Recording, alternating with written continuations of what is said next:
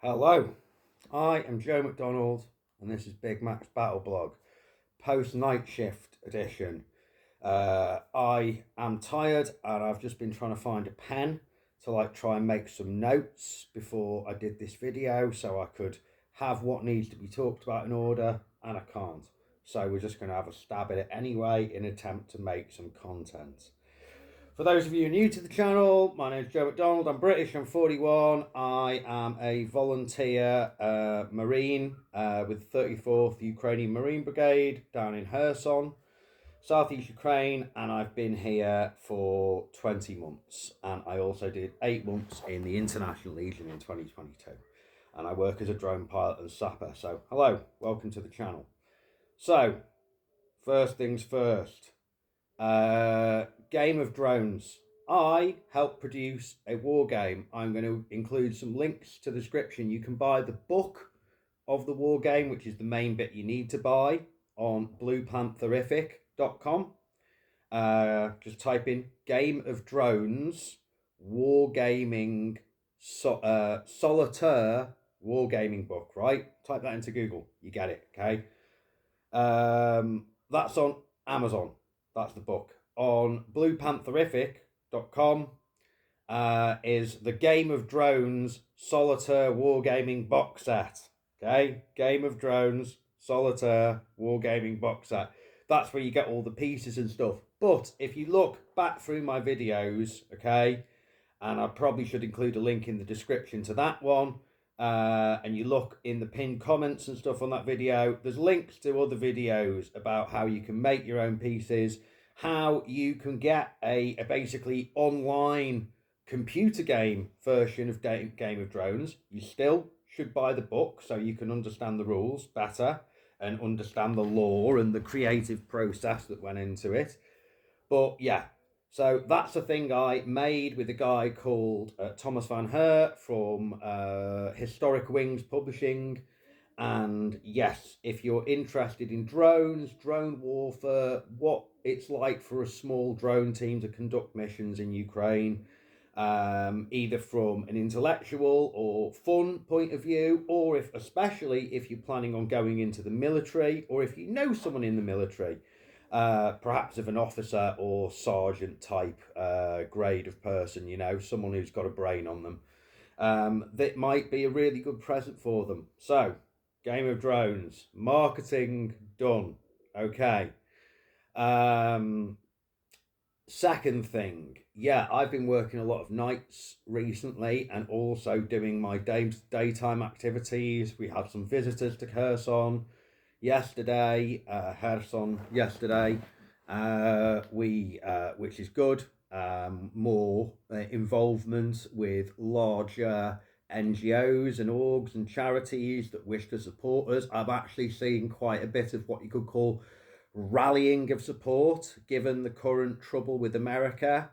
As for that, well, you know what? Do I look like a fucking political summarist? Those guys are all full of shit anyway, just like military experts. It's all just fucking waffle. I don't know what's going on. Neither does anyone else, by the sounds of things. Has a deal been done with America, or is that out now? There was a deal with the EU mentioned. No one, but I didn't see as much press about that. I'm fucking busy. I work a full-time job. I work like 2 full-time jobs.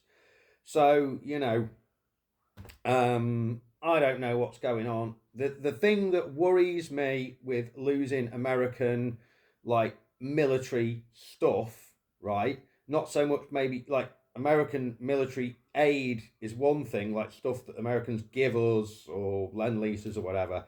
But it's like, can we still keep the F-16s and the HIMARS going? Because they're a really fucking important asset. I've heard the British are meant to be giving us, and the French are meant to be giving us like a couple of 100 artillery guns. That story was a while ago. Whether that's happened yet, I don't know. But, there's obviously, you've got to fit gun to crew, conduct some training somewhere. I've learned now through my charity work for Ukraine that anything that involves a government and a big company takes way longer than it would for a private individual, which is kind of bizarre to me. but that's how bureaucracy work. I think that is something that government should be and military should be a little bit worried about, actually, that they might need to work out how to do things a lot fucking quicker if they're the ones actually fighting the war themselves. And slowness of bureaucracy in the Ukrainian army is a major fucking hurdle to getting things done. While it is still important to keep records and all that kind of thing, you know, it's like, well, we live in a fucking digital age. There doesn't need to be this much paperwork and this much formal back and forthing of fucking legalese emails, you know. So, you know, anyway, I digress. So, what else can we talk about that's relevant and going on right now?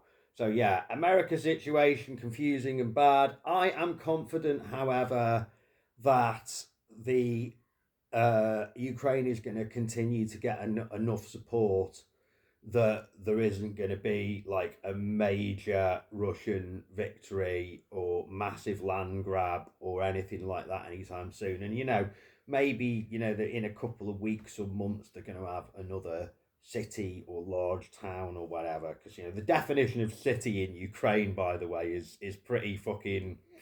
It's not how we see city in the West, for instance. For instance, the first town, well, I'd call it a fucking large village, to be honest, because, like, as far as I could tell, there was like a sort of newsagent general store and a church, and that was fucking it.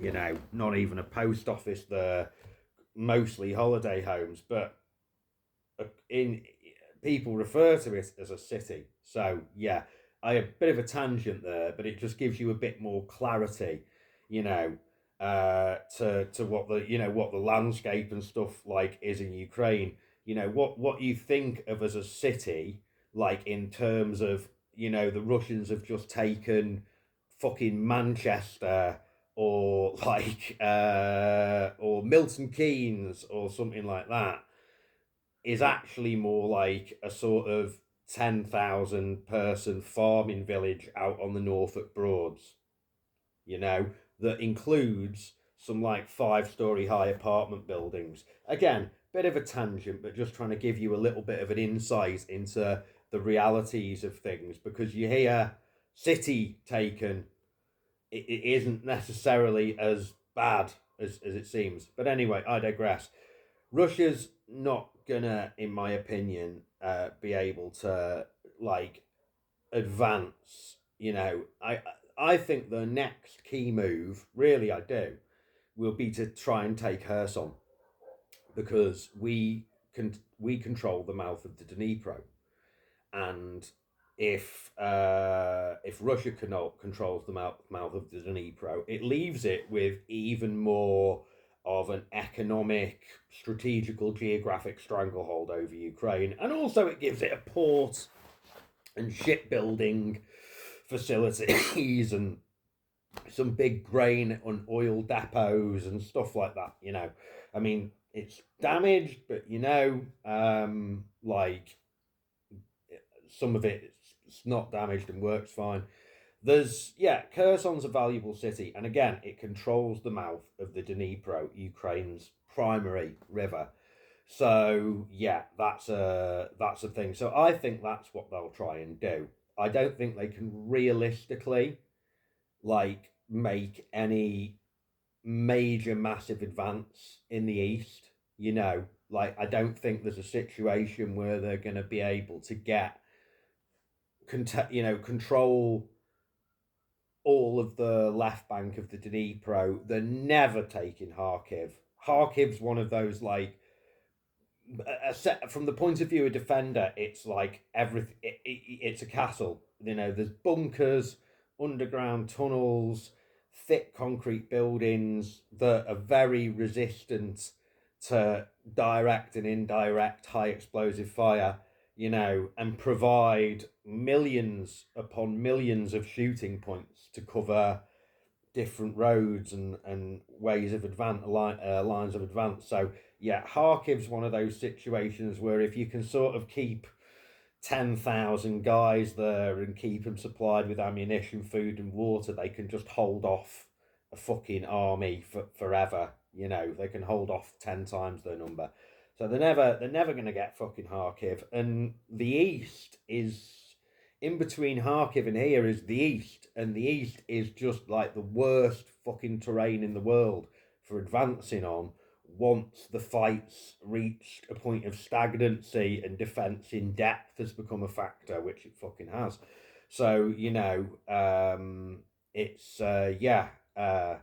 I think they'll go for Kherson. Like, there's absolutely no way that America can just dictate that there is now peace with Russia. There is not going to be some Molotov, Ribbentrop type division of Ukraine between Putin and Trump.